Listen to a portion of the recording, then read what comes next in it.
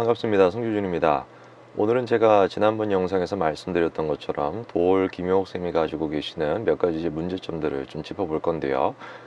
도올 김용옥 쌤 같은 경우는 몇 번 제가 말씀을 드렸습니다만 그분의 어떤 학식이나 공부의 양이나 뭐 이런 것들 같은 경우는 누가 부인할 수 없을 정도로 훌륭하신 분인 것은 틀림이 없습니다. 다만 제가 좀 지적하고 싶은 부분 같은 경우는 50년대, 60년대 그러니까 이제 그분이 젊으셨을 때 가지게 됐던 어떤 이념이나 사상 그 틀 속에서 계속해서 공부가 이루어졌기 때문에 그분 이후의 공부들 같은 경우도 자신이 가지고 있었던 그 생각을 확고화시키고 견고화시키는 데만 공부가 좀 쓰이고 여러 가지 확장적인 생각을 하지는 못해가지고 그 점에 대해서 제가 좀 지적을 좀 하고 싶습니다. 그래서 지난번의 영상에서 같은 경우는 역사적인 어떤 관점에 대해서 제가 좀 간단하게 지적을 좀 드렸고요. 오늘 같은 경우는 그분이 이제 도마복음이라고 해서 기독교 사상에 대해서 지금 강의하시는 게 있습니다. 유튜브에. 그게 가지고 있는 어떤 사이비적인 성격을 한 두 가지 정도로 제가 축약을 해서 말씀을 좀 드릴 것이고요. 다음에 같은 경우는 김영호 선생님이 가지고 계시는 역사적인 어떤 철학의 마르크스적인 어떤 유물론적인 사관인데 그 사관이 가지고 있는 한계점에 대해서 조금 뭐 옛날에 구시대적인 사관이기 때문에 이미 뭐 수많은 사람들이 다 비판하고 뭐 좀 퇴색이 돼 있는 이론이지만 아직까지도 거기에 좀 함몰되어 있는 경향이 있으셔서 거기에 대해서 제가 좀 나중에 말씀을 좀 드릴 겁니다. 오늘은 일단 기독교 사상에 대해서 말씀을 좀 드릴 겁니다. 자, 그러면은 제일 첫 번째 같은 경우는 일단 도마복음이라는 것이 뭐냐, 우리가 이제 교회를 다니시는 분들 같은 경우는 당연히 잘 아시겠지만 성경에 같은 경우는 4대 복음서가 있습니다. 근데 4대 복음서에 들어가 있지 않은 게 도마라고 하는 예수의 옛날 제자가 있었는데 그 도마 복음이라는 것이 뭐 한 100년 전인가요? 한 50년 전인가? 제 구체적인 연도는 기억이 안 납니다만 한 20세기 한 중반쯤 돼가지고 그것이 이제 발견이 됐다라는 것이고 그거 같은 경우는 지금 이제 뭐 해외에서나 이런 데서 같은 경우는 활발하게 연구를 하고 있다라고 이제 말씀을 하세요. 그래서 이제 아직까지는 공식적으로 인정받지 못한 4대 복음서에 들어갈 수도 있는 어떤 복음서다, 이렇게 생각하시면 될 것 같습니다. 그러면은 중요한 점은 뭐냐라고 한다면 일단 첫째로 뭐 학계에서 많이 그거에 대해서 연구를 하고 있다라고 하는데요. 뭐 제가 이제 검색을 좀 해보니까 연구를 하고 있는 거는 사실입니다. 근데 이제 그것이 인정은 아직 받지 못했다라는 것도 사실이고, 근데 이제 김영호 선생님이 주장하시고 싶은 이제 첫 번째 맥락은 뭐냐라고 한다면은 그 기독교라는 것 자체가 너무 이제 절대성에 지금 흠뻑 빠져 있어가지고 상대적인, 즉 다양한 어떤 관점을 지금 잃고 있다. 이게 일단 첫 번째 그분의 주장입니다. 그럼 그 주장으로서 얘기하시는 이제 근거가 뭐가 있냐면 첫 번째 같은 경우는 기독교 같은 경우는 이제 더 이상 서양의 종교가 되는 것이 아니라 동양의 종교로 우리가 생각을 하고 동양적인 관점에서 기독교를 바라볼 수가 있어야 된다. 이게 일단 그분의 기본적인 골치입니다. 그리고 지금 이 도마복음 같은 경우는 마찬가지인 것이죠. 그렇죠? 예전에 지금 벌써 한 몇천 년 전에 교회에서 이제 성경을 몇 권으로 이제 딱 함축을 시켜 놓고 그 이외의 모든 것들은 다 이단으로 규정을 하고 있는데 이거 잘못된 거라는 것이죠. 교회가 그렇게 절대적인 어떤 색채를 띠고 상대적인 관점을 받아들이지 못하고 새로 발견되는 어떤 성서나 이런 것들에 대해서 배척하고 있다라는 거, 그것이 지금 교회를 지금 현재 이제 교회의 상태로 만드는 것이다. 뭐 이런 식의 이제 골자입니다. 간단하게 말씀을 드리고자라고 한다면은 첫 번째 이제 도울 김영호 선생님의 어떤 주장은 교회가 가지고 있는 어떤 절대성을 버리고 상대주의성을 좀 받아들여야 된다. 이렇게 이제 우리가 정리할 수가 있겠죠.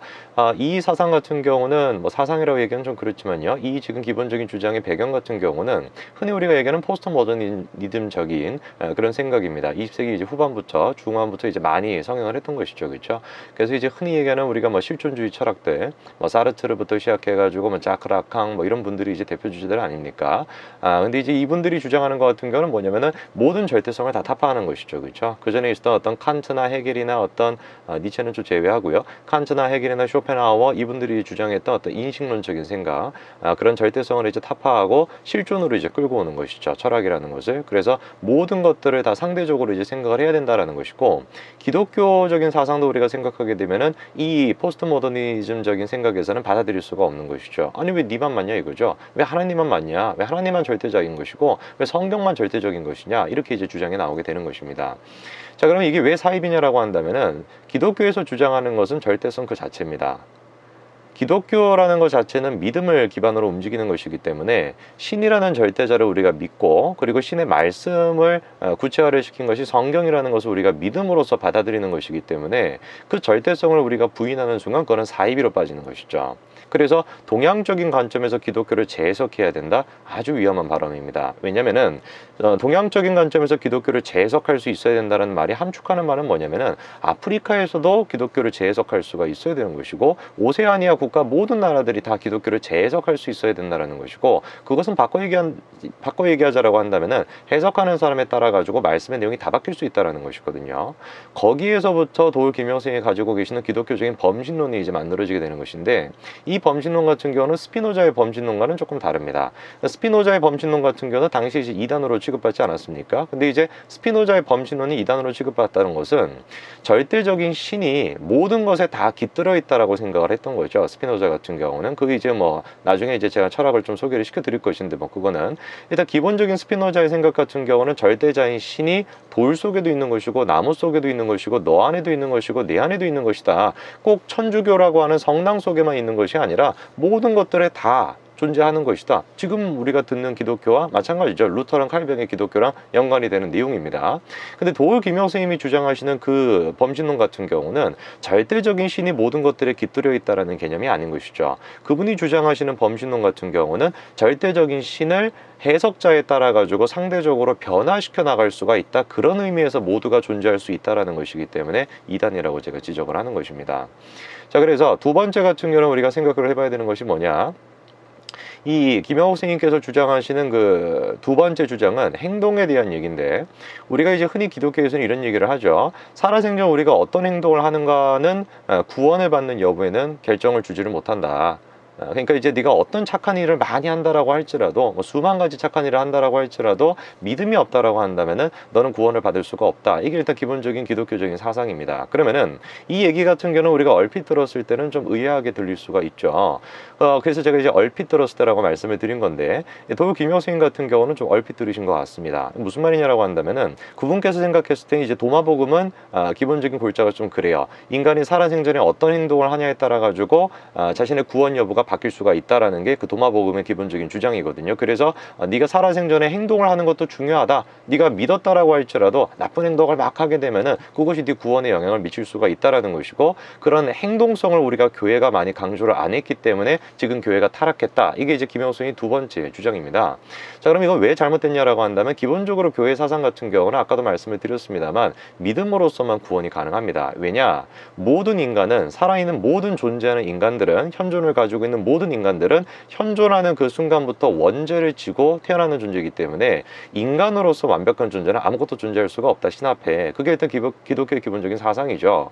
그래서 우리가 봤었을 때는 아무리 착한 행동이라고 할지라도 상대적으로 봤었을 때 같은 경우는 다를 수가 있다라는 것이죠. 그래서 우리가 기독교는 절대성이 필요한 것이거든요. 내가 하는 착한 행동이 제가 봤을 땐 다른 행동이 될 수 있는 것이고, 내가 하는 너무 선한 행동이 다른 사람한테는 완전히 악한 행동이 될 수도 있겠죠. 인간의 행동이라는 것은 그게 실존이라는 틀 속에서 상대성을 가지고 있기 때문에 다 죄악으로서 빠질 수밖에 없는 겁니다. 즉 옳고 그른 거에 대한 절대적 기준이 없는 것이죠. 뭐가 없이는? 신이 없이는. 그래서 인간이 하는 행동 같은 경우는 원죄를 지니고 있기 때문에 다 죄악적인 행동인 것이고, 절대로 행동을 통해서는 우리가 구원받을 수가 없습니다. 오로지 믿음을 통해서만 구원받을 수 있는 것이고, 그것이 벌써 1500년, 1600년 전에 성 아우구니스투스가 얘기했던 것처럼, 어거스틴이 얘기했던 것처럼 오직 믿음으로만 구원이 가능하다라는 것이거든요. 그래서 우리는 믿기 위해서 아는 게 아니다. 알기 위해서 믿는 것이다. 이렇게 이제 어거스틴이 주장했던 것처럼 글자 그대로 오직 믿음으로서만 우리가 구원이 가능한 것입니다. 왜? 인간은 원죄를 지니고 태어난 존재이기 때문에 절대로 행동을 통해 가지고 구원받을 수가 없다라는 것이거든요. 그러면은 아까 제가 간단하게 말씀드렸던 것처럼 얼핏 들었을 때는 좀 이상한 얘기 아니냐? 야, 그러면은 믿음이 가지고 있는 사람은 아무리 악한 행동을 한다라고 할지라도 전부 다 천국 갈 수 있는 것이냐? 구원받을 수 있는 것이냐? 그 얘기는 우리가 조금 더 깊게 살펴봐야 됩니다. 무슨 말이냐라고 한다면은, 기독교에서 기본적으로 주장하는 믿음을 가졌다라는 것은 믿음을 통해서, 즉 내가 진실 어리게 예수 그리스도를 믿었다라고 한다면 그 행동도 같이 변하게 되는 것이죠. 그게 진정한 믿음인 것이거든요. 그래서 믿음으로써 행동이 바뀌게 되는 것이지, 행동을 통해 가지고 믿음이 바뀌는 게 아닙니다. 이 관계를 정확하게 우리가 규정을 해야 되는 것이거든요. 근데 이 관계가 정확하게 규정이 안 돼 있고 행위를 믿음에 앞서게 되면은 그 이단으로 빠지게 되는 것입니다. 그 이유는 아까도 제가 말씀을 드렸습니다만 행위라는 것은 두 가지 측면에서 한계가 있다는 것이죠. 첫째, 상대적인 개념이라는 것이고, 둘째, 원죄를 지니고 있는 모든 인간은 절대적인 선을 행동으로서 추구할 수가 없다는 것입니다. 오늘 이제 그 기독교 사상 같은 경우는 뭐 이제 좀 철학적인 얘기도 좀 많고 좀 복잡한 얘기가 좀 많습니다. 근데 이제 뭐 어쩔 수가 없습니다. 왜냐면 이제 김용욱 그 선생님 같은 경우는 공부도 많이 하신 분이고, 그리고 그분이 가지고 있는 지식 같은 경우는 우리가 비판하겠다라고 한다면은 마찬가지로 조금 깊은 얘기가 좀 나올 수밖에 없기 때문에 얘기가 조금 복잡해질 수도 있었을 것 같습니다. 근데 평상시에 좀 교회를 다녔었던 분들 같은 경우는 오늘 제가 말씀을 드립니다만 두 가지를 꼭 기억을 하셔야 됩니다. 첫째, 기독교 사상의 핵심은 절대성입니다. 신은 절대적 존재인 것이고 상대성은 절대성 앞에 설 수가 없습니다. 신은 그런 존재입니다. 기독교의 신은. 둘째, 모든 인간은 태어났었을 때 원죄를 지니고 태어나 있기 때문에 절대로 인간의 행위를 통해 가지고 구원받을 수가 없다라는 것입니다. 오직 믿음으로, 오직 믿음으로서만 구원을 받을 수가 있다라는 것이고, 오직 믿음으로서 섰었을 때 자신의 행위까지도 같이 변할 수가 있는 것이지 행위를 통해 가지고 내 믿음이 바뀌는 것이 아닙니다.